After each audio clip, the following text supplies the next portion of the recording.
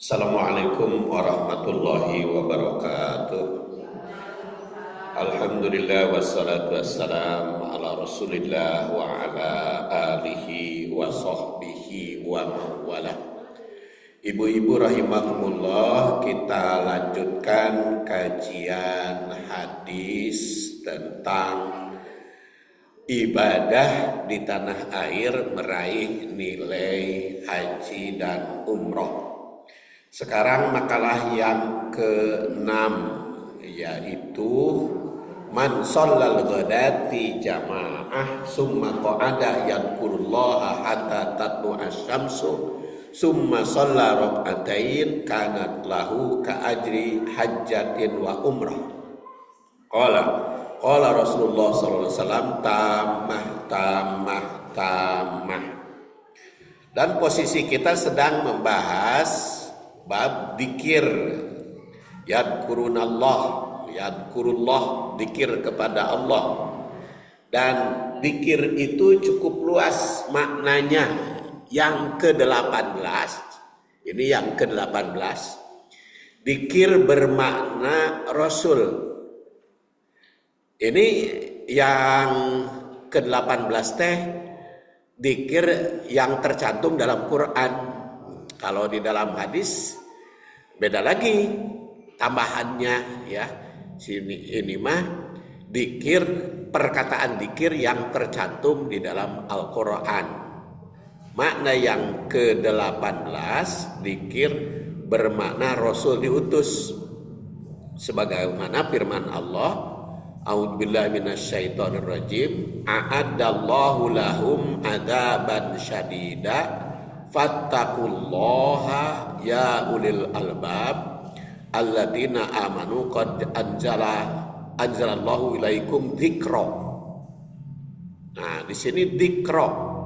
Qad anzalallahu ilaikum dzikra. Maksudnya dzikra di sini Rasul yang diutus. Allah Subhanahu wa taala telah menyediakan adab yang sangat pedih bagi mereka, bagi yang diceritakan pada ayat sebelumnya. Maka bertakwalah kepada Allah, wahai ahlul kitab. Ahlul kitab yaitu yang mengaku beriman kepada kitab terdahulu tapi tidak beriman pada Quran. Itu ahlul kitab. Makanya di zaman Rasul, Yahudi dan Nasrani masuk kepada ahlul kitab. Karena Yahudi mengaku iman kepada Taurat, tapi tidak mau beriman kepada Injil. Nasrani beriman kepada Taurat, beriman kepada Injil, tapi tidak mau beriman pada Quran. Jadi kalau orang yang aku beriman hanya kepada sebagian kitab yang diturunkan, itu ahlul kitab. Karena yang namanya orang beriman itu harus iman kepada seluruh kitab, baik Taurat, Injil, Zabur, Taurat, Injil maupun Al-Quran, dan termasuk yang 100 kitab yang lain. Nah, maka ayat sebelumnya mengungkap banyak umat penduduk suatu negeri yang mendurhakai Rasul yang diutus. Semua itu akan diperhitungkan di akhir zaman dengan perhitungan yang keras, yang sangat teliti. Umat yang durhaka itu akan disidang dengan para rasul yang diutus. Itu yang dulu, Bapak melanjutkan yang dulu. Nyambung. Ya kan belum beres makalah yang kelima. Yang kelima belum beres. Jadi itu ringkasannya dulu, ya, yang kelima, makalah yang kelima. Belum diterangkan yang ke-18. Oke, kita lanjut nanti sebentar. Ya. Kemudian di sini dikatakan dikro itu adalah Rasul. memperhatikan makna dzikir dalam Al-Quran yang begitu banyak, tidak kurang dari 18 makna, maka dzikir waktu subuh menjelang terbit matahari itu cukup banyak jumlahnya. Yang antara lain, dzikir waktu subuh sambil menunggu terbit matahari itu adalah dzikir qauli yang diajarkan oleh Rasul. Ada dzikir amali, ada dzikir juga diskusi, mengkaji, meneliti Al-Quran. Dan Imam Asy-Syafi'i yang lahir 150 wafat 204 menandaskan tolabul ilmi afdalu min sholatin nafilah. Tolab ilmu itu lebih afdal, lebih utama dibanding dengan sholat nafilah. Sholat nafilah itu tahajud, karena di sana ditandaskan fatahajjad bihi nafilatan laka. Bulan Al-Quran, fatahajjad bihi nafilatan. Imam Asy-Syafi'i, menurut Imam Asy-Syafi'i, sana sahabat. Imam Syafi'i itu tabi'in. Imam Syafi'i itu namanya Muhammad bin Idris Asy-Syafi'i. Itu setelah dia menelaah ayat dan hadis betapa besar keunggulan tolab ilmu, maka dia simpulkan kalau begitu tolab ilmu lebih afdol daripada sholat nafilah. Maksudnya begini, kalau ibu masuk masjid, tolab ilmunya sudah jalan, tidak usah tahiyatul masjid, langsung saja dengarkan tolab ilmu. Kecuali kalau Jumatan. Jadi sholat nafilah itu kan cukup banyak. Tahajud juga termasuk nafilah. Rawatib juga termasuk nafilah. Qobliyah atau sabaran. Tahiyatul masjid juga nafilah. Makanya kalau pengajiannya tolab ilmunya sudah dimulai, kecuali sholat fardu ya. Mangga sholat fardu mah sholat fardu dulu. Tetapi kalau pengajian sudah dimulai, masuk masjid, nggak usah tahiyatul masjid, langsung duduk aja dengarkan. Karena itu menurut Imam Syafi'i lebih afdol tolab ilmu itu daripada sholat nafilah. Begitu pula kalau dalam kesempatan lain, kalau kepada tolab ilmu. Makanya kalau setelah sholat subuh diadakan pengajian, maka itu memiliki keunggulan lebih dari nafilah. Itu dikemukakan oleh Imam Asy-Syafi'i. Jadi Asy-Syafi'i itu pendiri madhab Syafi'iyah. Nama asli nama Muhammad bin Idris Asy-Syafi'i. Beliau itu orang Gaza, lahirnya di Gaza, sekarang digempur ku Israel teh. Imam Syafi'i lahir di situ, kemudian ke Mekah, kemudian ke Madinah belajar ke Imam Malik di Darul Hijrah Imam Malik.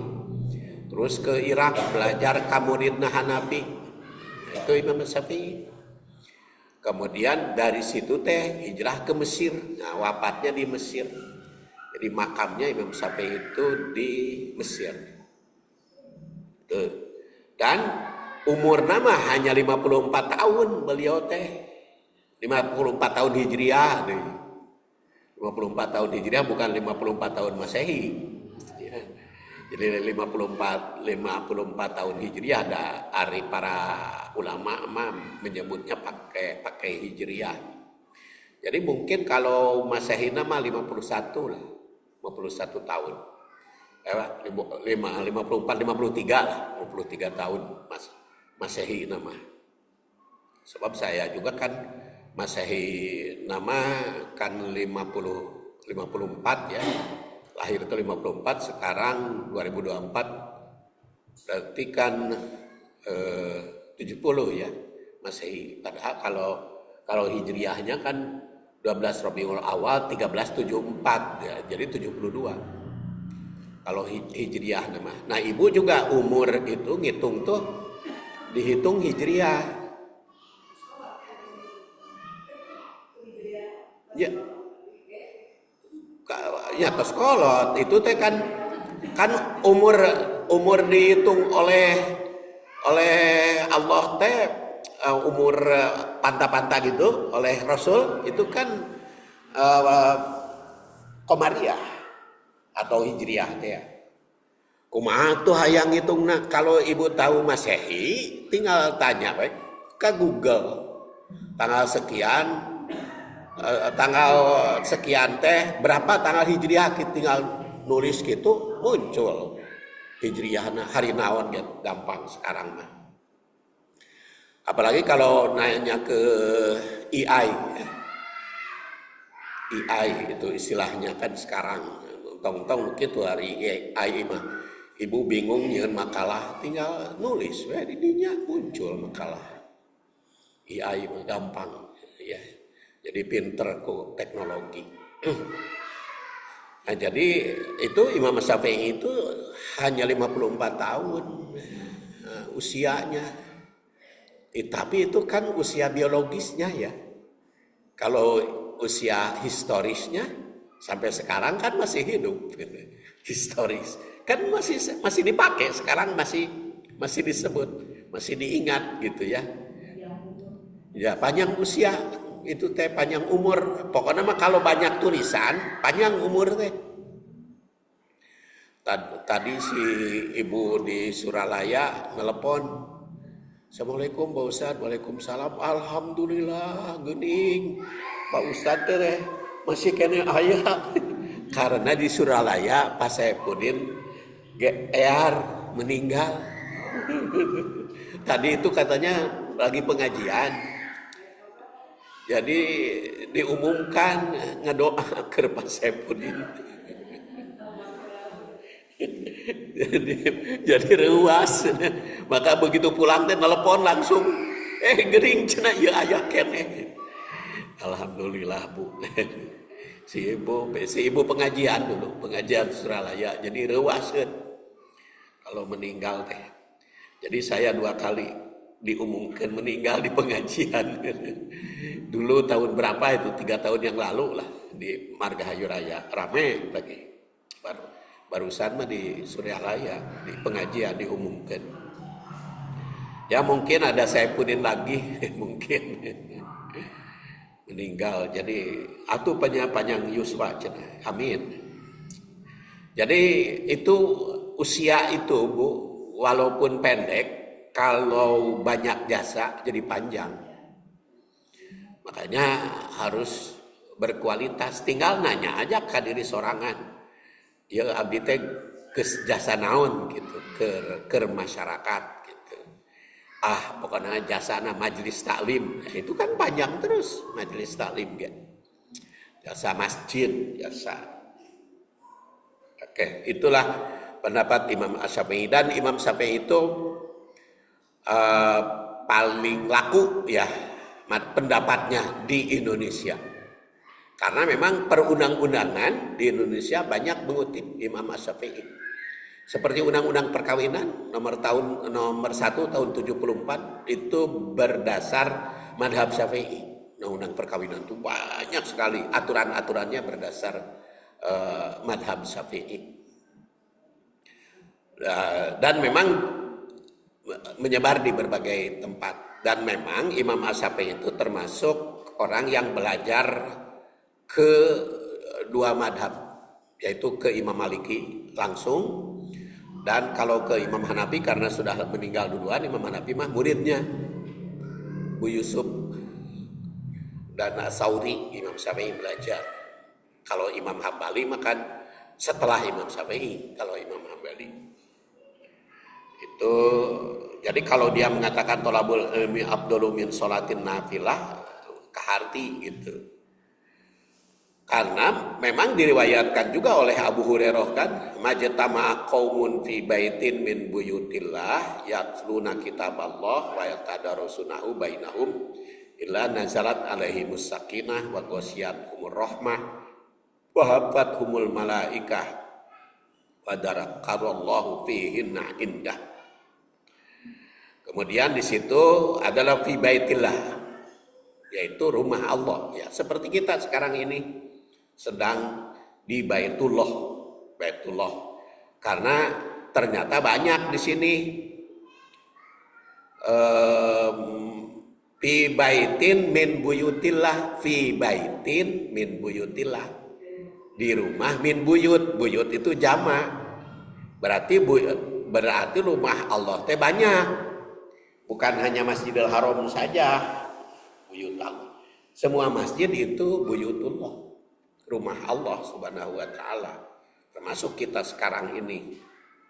Itu diriwayatkan oleh Abu Dawud ya, ibaitin min buyutillah. Di situ dikatakan yatsluna kitab Allah, membaca kitab Allah. Membaca hadis juga sama, karena kan baik hadis maupun Quran sama-sama wahyu. Bedanya antara Quran dengan hadis antara lain, kalau Quran mah redaksinya lafaz, redaksi, kecap, ucapan dari Allah dan isinya dari Allah. Kalau hadis isinya dari Allah, redaksi dari Nabi, tapi sama-sama wahyu. Asal tentu saja hadisnya yang saya maksud adalah hadis sahih. Hadis sahih itu benar-benar dari Rasul. Tapi kalau hadis dhaif makan bukan sabda Rasul. Kalau sudah diyakini dhaif itu bukan sabda Rasul. Makanya yang kita kutip mah hadis sahih, hadis hasan. Kalau hadis dhaif mah jangan dikutip. Wa yatadarusuna hudan, tadarus, mempelajari, mengkaji, bainahum, kerjasama, mempelajarinya ya. Dan sekarang kepada makalah ya.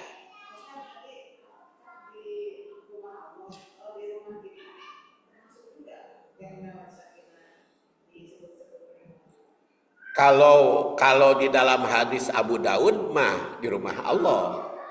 Jadi diskusinya di masjid, diskusinya. Jadi kalau di rumah mah ada surat Al-Ahzab, wa qarna fi buyutikunna. Untuk ibu-ibu dianjurkan yatsluna, membaca kitab di rumah sendiri ada. Tapi kalau di rumah Allah mah berlaku baik ibu-ibu maupun bapak-bapak. Karena apa? Karena di sini kan kaumun. Kaumun itu baik laki-laki maupun perempuan. Jadi termasuk laki-laki maupun perempuan. Tapi kalau di rumah ada anjuran bagi ibu-ibu teh menyelenggarakan pengajian di rumah teh, ada anjuran waqorna fi buyutikunna. Al-Ahzab 33. So kayak dia aus Al-Ahzab, surat Al-Ahzab 33 kadituna panjang. Ada waqorna fi buyutina, ada ujungnya wala tabarrujna tabarruj jahiliyah dan sebagainya. Itu majelis taklim di rumah itu sebetulnya diperintah. Makanya dulu saya kan tiap Jumat pertama teh di rumah, cuman karena sekarang tos sarepuh cara rapeun ke rumah teh dari dikumpulkan di masjid. Nggak apa-apa, masjid afdol. Jadi baik di rumah maupun di masjid afdol. Tapi bagus nama di rumah teh ada gitu, ada majelis taklim. Ya, diadakan pengajian, diadakan majelis taklim. Walaupun sekarang kan juga kita adakan setiap RT. Setiap RT itu ada majelis taklim di rumah masing-masing. Itu adalah untuk keberkahan rumah. Sekarang kita lihat hadis dari Abdullah bin Amr bin As. Abdullah bin Amr bin As. Amr bin As mah politikus. Ya. Politikus juga pernah jadi panglima perang zaman Umar bin Khattab. Pernah jadi gubernur Basrah.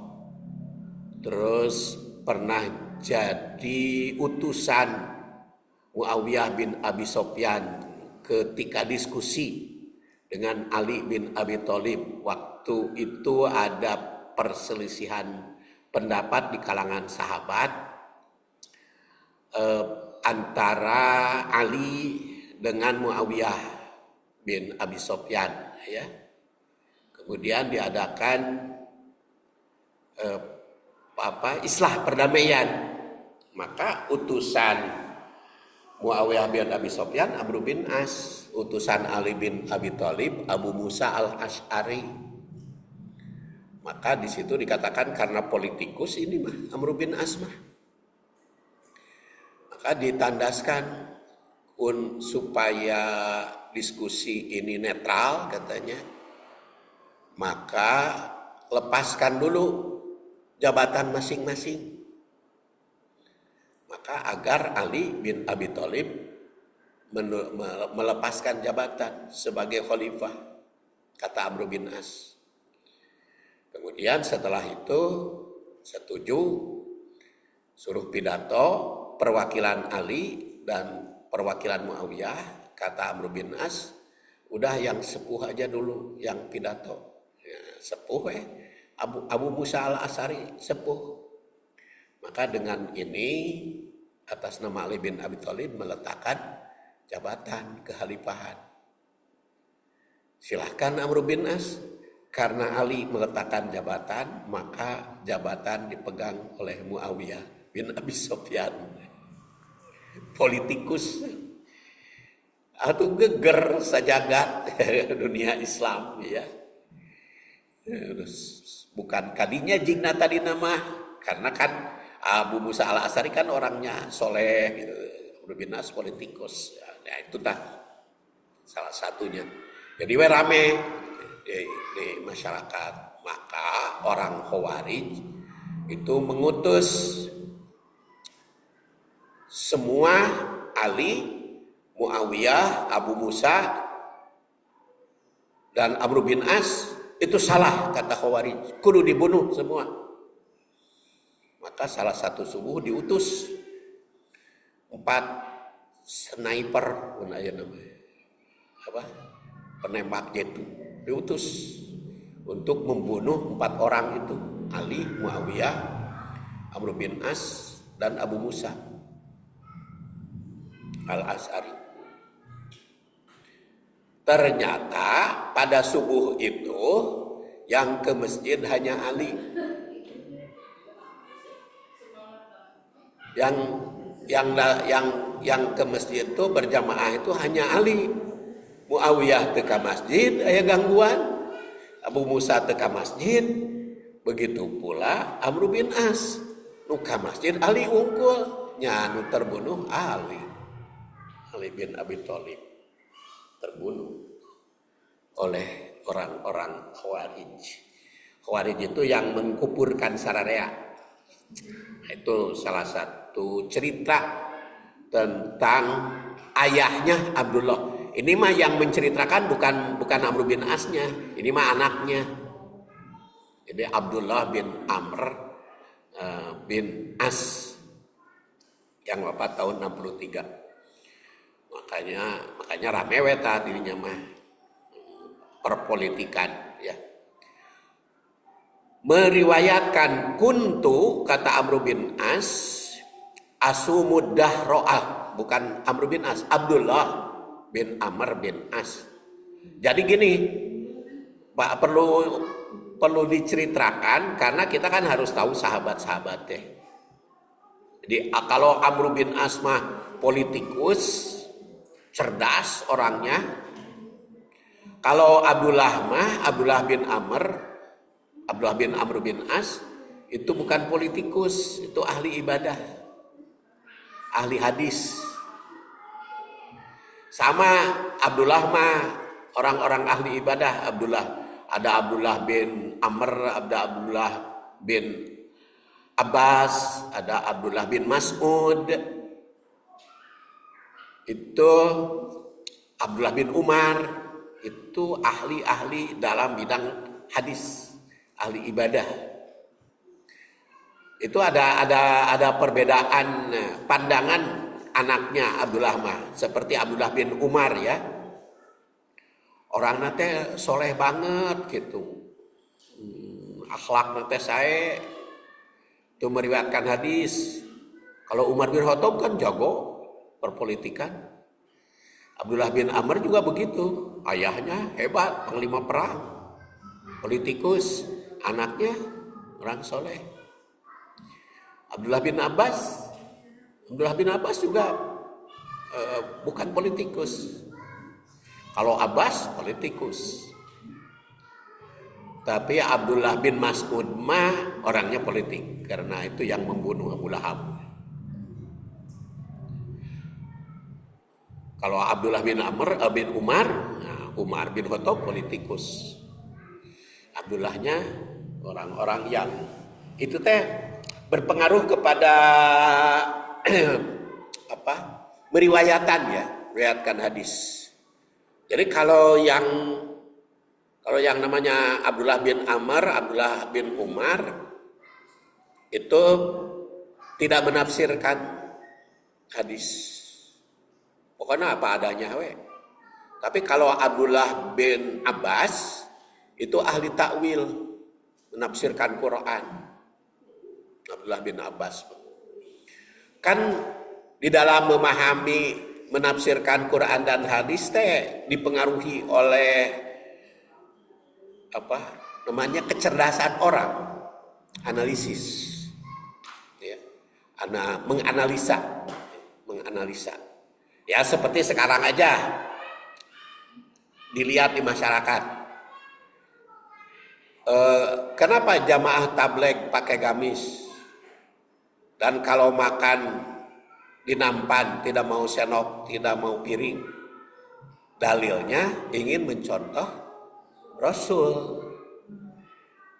Itu jamaah tabligh juga ingin mencontoh Rasul. Kenapa Pak Saipudin mah seneng pakai piring jeung senok, jeung pakai kursi segala macam? Apa dalilnya? Contoh Rasul. Kenapa bajunya pakai yang begini, pakai kopiah? Dalilnya apa Pak Saipudin? Contoh Rasul. Kok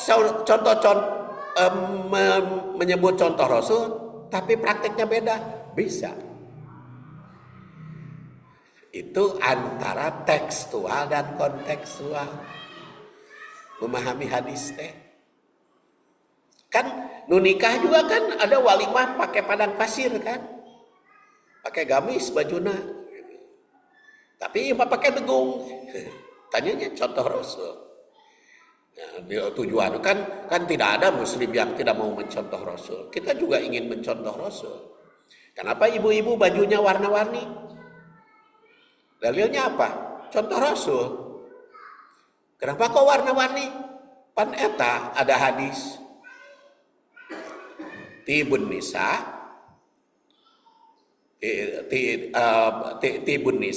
perhiasan wanita alwanuha warna-warna kan gitu. Jadi kalau wanita warna-warna dalilnya hadis berarti mencontoh Rasul. Tapi dengan anu hidung-hidung itu kan tujuannya contoh Rasul juga. Jadi bisa terjadi begitu. Penafsirannya ya. Penafsirannya. Jadi interpretasi. Nah, seperti Abdullah bin Amr ingin mencontoh Rasul, dia kuntu asumud dahro. Dia saum tiap hari. Dalam 1 tahun saum we tama asumud dahro. Wa aqra'ul Qur'an kullalailah, dan membaca Quran tiap malam. Qala fa imma dakartun nabi, lalu aku beritahukan kepada nabi. Wa amma arsala ilayya fa ataituhu, karena Rasul memanggil dan aku datang kepadanya.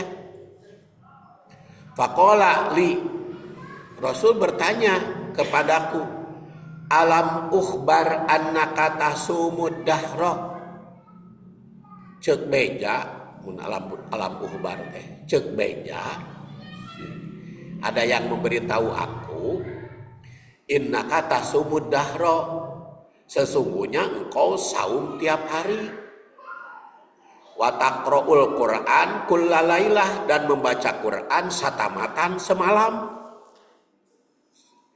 Jadi itu Abdullah bin Amr bin As teh hayang nurutan Rasul, karena Rasul kan diterangkan kalau tahajud sampai bengkak kakinya. Dan Rasul baca Quran, makanya dia katakan, maka Abdullah cek beja ente saum tiap poe jeung maca Quran semalam satamatan. Takrokula kalilah. Pakultu, maka aku jawab kepada Rasul, bala iya ya Rasulullah, ya Nabi Allah. Walam urid bidalika illal khair. Aku tidak punya tujuan apa-apa kecuali kebaikan.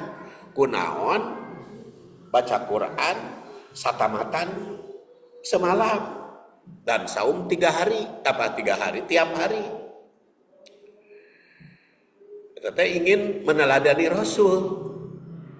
Qala, maka Rasul bersabda, fa in yasbaqaka yahsabuka annaka tasum, kenapa kamu tidak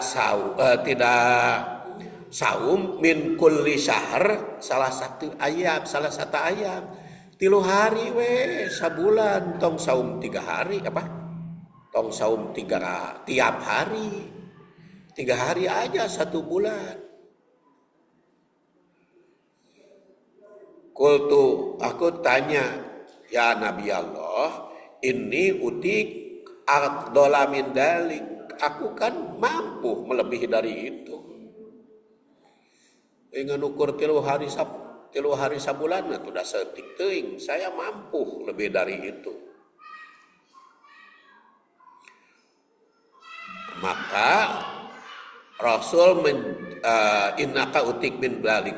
Qala, kata Rasul, fa innali zaujika alaika haqqan. Ingat, istrimu juga punya hak. Jadi lamun semalam satamatan Quran ari eta istri kumaha? Diantep gitu. Kalau saum tiap hari istri kumaha? Keperluan kepada istri. Makanya diingatkan oleh Rasul, ingat tuh pamajikan ente tong diantep. Jadi mereka ibu juga kan gitu, suami ulah diantep. Ayo we ibu maca Quran satamatan sapeuting, ai suami diantep gitu. Ulah jangan sampai maca Quran melupakan suami gitu. Jadi ai getol ya getol, tetapi jangan sampai melupakan, jangan sampai melepaskan tanggung jawab kepada suami. Kumaha tuh lamun teu boga suami? Nya eta mah teu boga suami mah kan teu kacatur teu boga suami mah wae. Tapi lamun punya suami, ingat entong satamatan Quran, entong tiap hari saumnya. Bulan?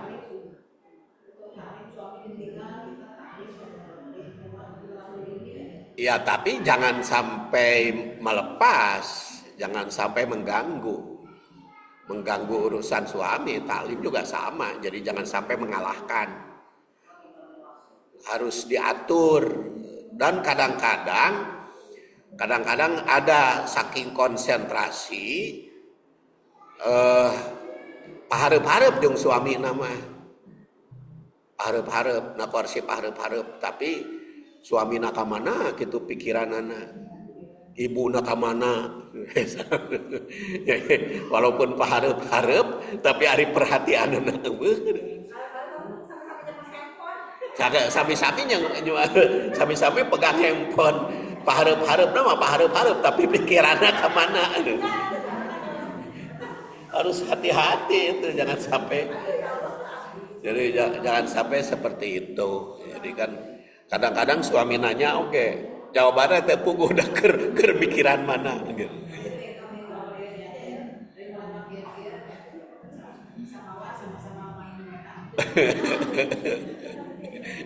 Ya artinya pengaturan itu harus ada. Pengaturan itu harus ada. Jadi jangan sampai terkalahkan gitu. Apa yang menjadi tanggung jawab masing-masing. Makanya di sini diingatkan oleh Rasul, ente ngaji Quran semalam suntuk satamatan, saum tiap hari. Pemajikan kumaha diantep seperti itulah. Rasul itu menegur. Jadi artinya bukan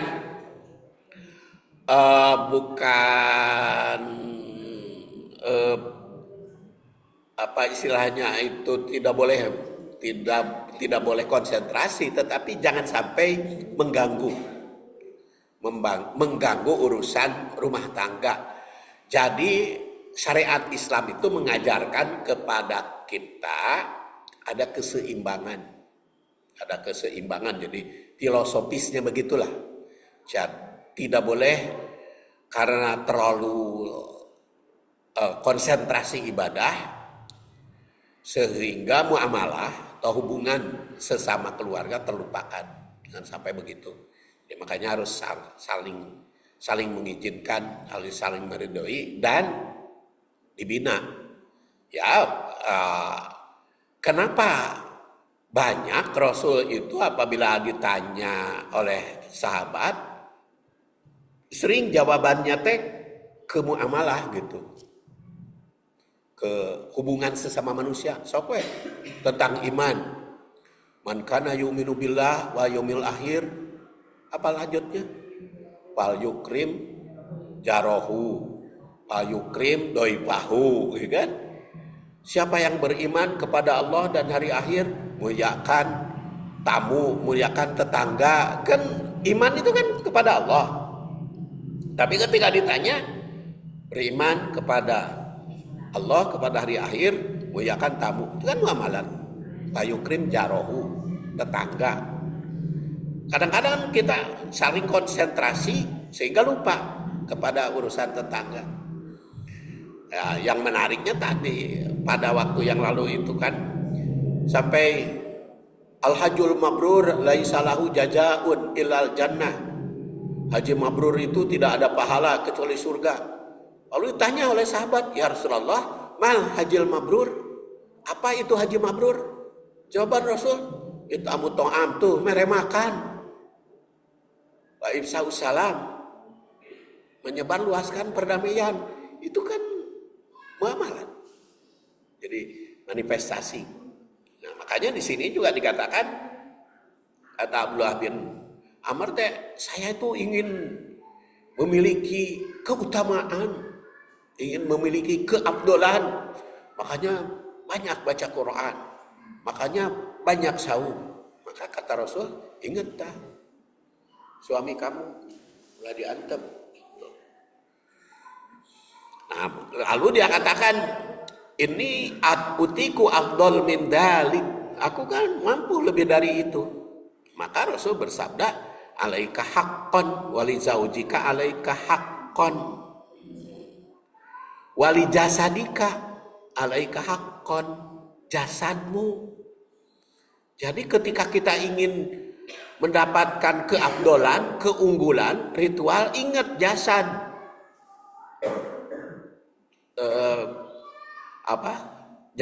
Fisik. Jadi kalau saum tiap hari kan fisiknya terganggu. Gitu. Makanya kan saum itu dalam Al-Quran kan ayam ma'dudat ya, saum itu waktu-waktu tertentu. Tapi paman kana minkum maridon, lamun gering nyantong. Saum pardu kayak engkewe kodoan. Tiba-tiba saum teh ngalah leper gitu, salatri gara-gara saum. Ya udah buka aja, ganti aja di hari yang lain. Jangan sampai saum itu jadi pingsan gara-gara lapar.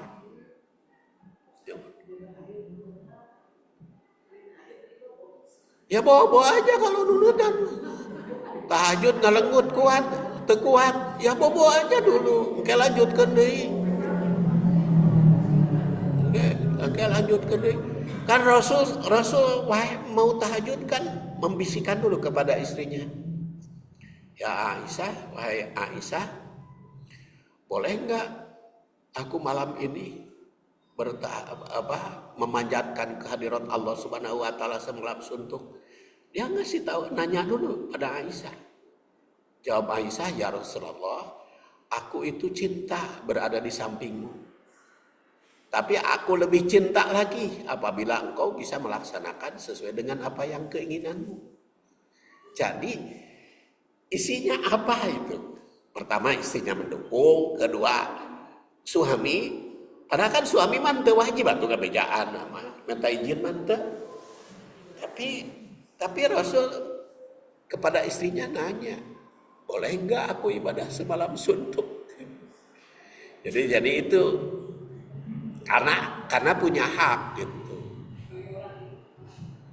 Karena punya hak. Jadi lamun Aisyah mengatakan jangan, mungkin tidak, tapi karena dia itu sudah menyatu ya dengan Aisyah, dengan suami, dengan Rasul, dengan suaminya.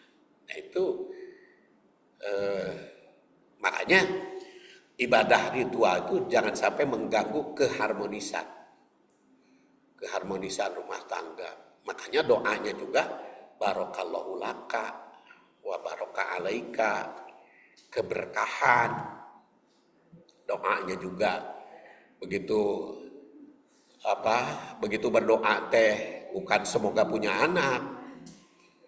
Jadi makanya kan itu, tapi belum di majelis ta'lim al-khairat belum dibahas itu hadisnya, baru di rumah Ibu Wawan. Tapi nanti akan kita bahas, sudah tamat ini kita akan bahas hadis itu karena hari tamat di rumah Bu Wawan can tuntas ngebahasna, baru poin-poinnya saja ya. Nanti akan kita bahas itu. Apa barokallahu laka wa barokah alaika. Kok berkah gitu. Lain doa pan ayeuna di urang mah semoga buru-buru punya anak kan gitu. Malah itu teh ulah doa semoga buru-buru punya anak tuh. Ulah didoakeun kitu. Eta teh enggak boleh ngadoakeun ka anak semoga mudah-mudahan punya anak, itu ulah. Itu mah dicarek. Akil itu itu jadi mengkol heula. Akil bin Abi Thalib ya, saudaranya Ali, itu kan menikah, Bu. Akil bin Abi Thalib teh waktu wafat usia 80 tahun dia menikah. Begitu menikah ada yang mendoakan birrifa wal banin, semoga bahagia dan semoga punya anak. Kata Akil, qad nahana fala taqulu, jangan engkau doa gitu, Rasul melarang. Jadi tidak boleh mendoakan segera punya anak, itu enggak boleh. Kita harus tahu kenapa enggak boleh. Ya secara filosofis, nah itu teh jadi beban. Jadi beban kepada yang mau nikah kan jadi beban. Semoga punya anak jadi beban. Kumaha mun teu boga wae jadi beban kan. Terus kecenderungan kecewa lamun teu dikabul. Jadi banyak itu filosofisnya, maknanya. Makanya kita sebagai muslim enggak boleh mendoakan segera punya anak. Terserah rek punya anak rek teu, eta mah tong didoakeun. Yang penting barokah, barokallahu laka wa barokah alaik. Karena itu teguran ya. Jadi kalau ibu nanya kenapa nggak boleh, banyak maknanya. Tapi yang jelas dilarang. Kata siapa dilarang? Kata Akil bin Abi Thalib yang wafat tahun 80 Hijriah. Qad nahana, kata Akil bin Abi Thalib, Rasul melarang mendoakan punya anak. Jadi rek punya anak rek teu sawios gitu. Kumaha we behna eta mah punya anak mah da teu wajib. Kan pun anak oke, aya anu anakna salapan kan 5 plus 4. Aya nu teu boga anak. Teu naon. Jadi bebas-bebas saja. Istilahnya boleh mendoakan. Hah? Nggak boleh, tetap tidak boleh mendoakan. Kecuali kalau dia minta, suruh doa, minta. Tapi kalau ucapan kita, semoga punya anak itu jangan. Kita tidak boleh mengucapkan semoga punya anak di depan anak kita, nggak boleh. Itu qadnahana. Rasul melarang. Kalau kita mendoakan mah silahkan saja di hati masing-masing, tetapi kita mengucapkan semoga kamu punya anak itu yang nggak boleh. Itu teh jadi beban, itu jadi kekecewaan kalau tidak dikabul. Ibu juga kalau tidak dikabul kan kecewa. Makanya kan wae rek punya anak rek terserah. Da eta mah tanggung jawab masing-masing kan kita tidak tahu yang mau nikah itu. Yang mau nikah itu kan tidak tahu apa betul mau punya anak atau tidak. Ya. Kumaha lamun yang usianya di atas 40 tahun nikah kan rek punya anak kumaha. Maupun lanceuk makan itu usia seberapa di atas 50 tahun kan baru bukan mantan istri kakak saya kan baru habis masa idah langsung menikah.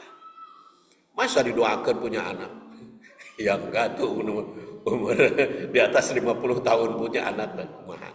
Makanya itu jangan ada ucapan kita itu dikoreksi oleh Rasul qadnahana.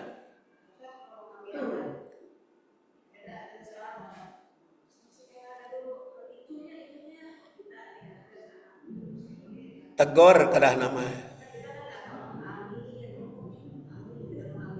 Iya. Kedah nama ai berani mah diperbaiki. Karena Akil bin Abi Thalib kan memperbaiki. Qadnahana, Rasul melarang kita. Iya, artinya begitu. Jadi ya, harusnya perbaiki. Diperbaiki doanya. Justru kalau kepada yang menikah mah nu penting mah barokah. Barokallahu laka.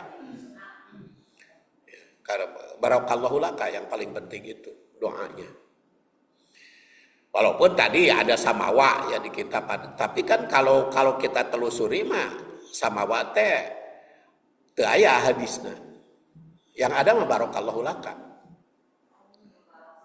Barokallahu laka wa barokah alaik wa jama bainakuma fi khair itu.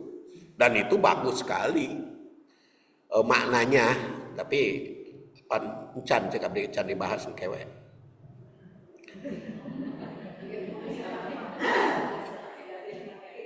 Ngan ieu ti dieu pedah nyebut Rasul bab keluarga gitu. Jadi mengkol heula. Fa inna li jaujika haqqan wa li jasadika, jasadmu haqqan. Jadi ibadahnya kudu menghormati jasad, fisik. Saum juga harus menghormati fisik, jasad ya. Jadi dan ada kaitan memelihara fisik juga ibadah gitu ya. Nah, maka ketika beliau menyebut masih mampu, maka kata Rasulullah SAW Senin Kamis, kalau masih mampu paling banyak saum Daud. Terus qala Rasul bersabda waqra'il Qur'an fi kulli syahr. Dan baca Quran 1 bulan satamatan. Jadi nu diparintah mah 1 bulan teh satamatan. Jangan semalam satamatan. Jadi yang semalam satamatan langsung ditegur oleh Rasul, jangan kamu, ya, karena itu akan mengganggu hak dan jasadmu. Jadi perintah pertama Rasul mah satamatan sabulan. Jadi one day one juz, sehari sajud. Lalu dia masih minta minta lebih dari itu. Maka kata Rasul 20 hari atau terus masih lebih lagi kulu asrin. Tetapi kembalinya Abdullah bin Amr bin As itu kuntu qabil turuh sotan Nabi. Kenapa aku tidak mengambil saran Nabi rukhsah? Jadi kembali Abdullah bin Amr bin As itu berpendapat yang paling bagus itu baca Quran sabulan satamatan, sehari sajuj. Tapi masih ada waktu, maka diisi oleh penghayatannya, diisi oleh pembahasan tafsirnya. Jadi cukup itu 1 juz sehari. Jadi one day 1 juz itu cocok, odoj gitu. Itu udah maksimal. Kalau ingin lebih tadi ditingkatkan baca-baca yang lain. Dan ini hadis ini dijelaskan. Jadi kalau diteliti hadis ini baik secara historis maupun penegasan Rasul atas Ibnu Umar menunjukkan bahwa membaca Quran itu 1 tamatan atau khotam itu 1 bulan 1 kali 1 matan. Karena itu yang pertama diperintahkan hadis ini yang merupakan teguran kepada Ibnu Amr dan Saum, jangan terlalu banyak. Beliau melakukan baca Quran 1 hatamatan 1 bulan dan baca Quran juga 1 bulan. Saum 1 bulan 3 hari, kemudian baca Quran 1 tamatan 1 bulan. Dan di sini Abdullah bin Amr menandaskan falamma kabirtu maka tatkala aku lansia usia tua waditu anni kuntu qabiltu rukhsatan Nabi, aku mengambil rukhsah Nabi. Jadi yang paling ditekankan. Jadi sabulan 1 tamatan Quran, saum 3 hari dalam 1 bulan, itu rukhsah dari Nabi. Kalau mau lebih sehari saum sehari tidak ya silahkan, tapi rukhsah Nabi nama itu. Saya kira kajian hadis ini saja, insya Allah kelanjutannya di waktu yang akan datang hatta tatu asyamsu, karena asarnya sekarang lebih awal, jadi kita akhiri saja sampai di situ. Subhanakallahumma wa bihamdik asyhadu an la ilaha illa anta astaghfiruka wa atubu ilaik. Assalamualaikum warahmatullahi wabarakatuh.